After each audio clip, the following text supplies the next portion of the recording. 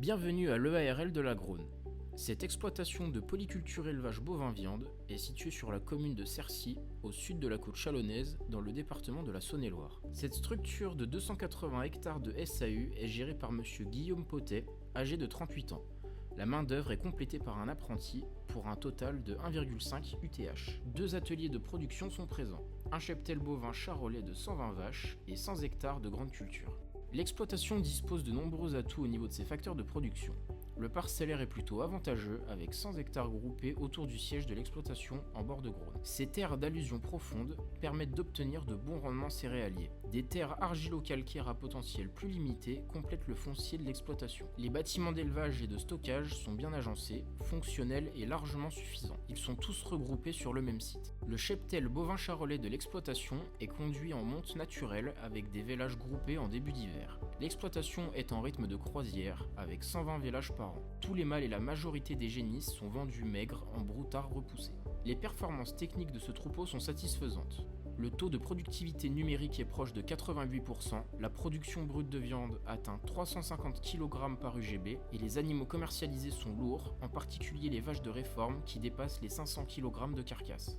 Les surfaces fourragères de l'exploitation sont conduites de manière extensive avec 96% de prairies naturelles et des apports d'engrais très limités. L'autonomie fourragère est largement atteinte grâce à une grande surface fauchée et des rendements très corrects en foin et en ensilage. La marge brute dégagée par l'atelier vache allaitante est satisfaisante avec 736 € par UGB, soit 93 € de plus que le groupe de comparaison. L'excellent produit de l'atelier découle des bonnes performances techniques du troupeau. On constate toutefois un niveau de charge opérationnelle assez élevé, en particulier le poste concentré. En effet, monsieur Potet achète près de 70 tonnes de concentré par an, essentiellement des concentrés azotés et certaines rations distribuées sont excédentaires en énergie et en azote. On peut noter que la rotation principale de l'exploitation est courte et peu diversifiée. Les rendements obtenus en 2023 sur les grandes cultures sont très corrects et conformes au rendement moyen de l'exploitation. Le maïs grain implanté exclusivement dans les terres d'alluvion donne des rendements satisfaisants et une bonne marge brute. Les marges brutes des cultures d'hiver sont plus modestes et impactées par un niveau de charge opérationnelle très élevé. Les apports d'engrais sont un peu excessifs et on note des traitements réalisés de manière systématique pour sécuriser les rendements. La priorité de monsieur Potet est de maîtriser la charge de travail et de réduire sa pénibilité. Dans cette logique, l'éleveur a réalisé de nombreux investissements et aménagements. La distribution des rations est entièrement mécanisée à l'aide d'un bol mélangeur de 18 m3. Dans la stabulation des animaux repoussés et engraissés, chaque case comporte une porte menant à un couloir de contention longeant le bâtiment. Ce couloir mène directement à une cage de contention, ce qui permet à l'éleveur d'intervenir sur les animaux seul et en toute sécurité. Un quai de chargement complète également ce dispositif. Monsieur Potet étant un bon bricoleur, il a conçu et monté un caisson à concentré transportable grâce au chargeur de son tracteur, ce qui évite toute manipulation manuelle de concentré. De nombreuses prairies sont également équipées de parcs de contention, facilitant les interventions sur les animaux au pré. Le diagnostic des ateliers de production met en évidence quelques points faibles. Pour l'atelier vache allaitante, on peut noter une charge de concentré élevée avec l'achat de près de 70 tonnes de concentré par an. Pour l'atelier cultural, la rotation courte et l'absence de légumineuses expliquent en partie le niveau de charge opérationnelle élevé. La solution envisagée est la mise en place d'une culture de luzerne sur 10 hectares. Cette culture sera conduite avec 3 coupes par an, une première coupe en ensilage et les suivantes en enrubanage. Les terres argilo-calcaires, largement présentes dans le foncier de l'exploitation, sont particulièrement adaptées à cette légumineuse. Deux catégories d'animaux valoriseront les produits de la luzerne. Les 120 vaches allaitantes après vélage consommeront de l'ensilage de luzerne à la place de l'ensilage d'herbe présent actuellement dans la ration.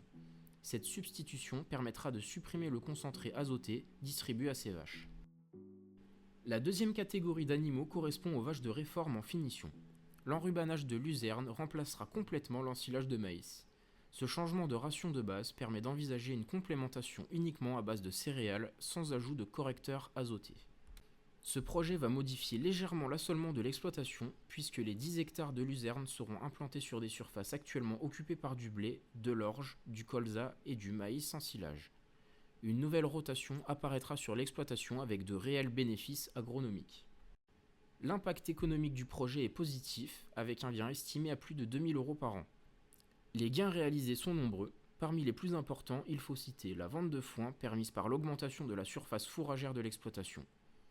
On peut également noter l'économie de plus de 20 tonnes de concentré azoté. Ces gains compensent largement le manque à gagner sur les cultures de vente et les charges liées à la luzerne, à savoir son implantation, son entretien et sa récolte.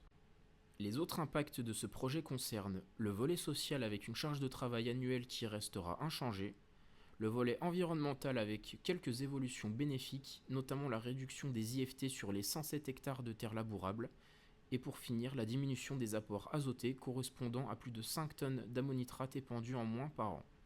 Globalement, ce projet améliore la durabilité de l'EARL, il constitue un premier pas vers un système plus vertueux et moins dépendant des intrants. Pour finir, nous souhaiterions adresser nos remerciements à Monsieur Potet pour son accueil et sa disponibilité.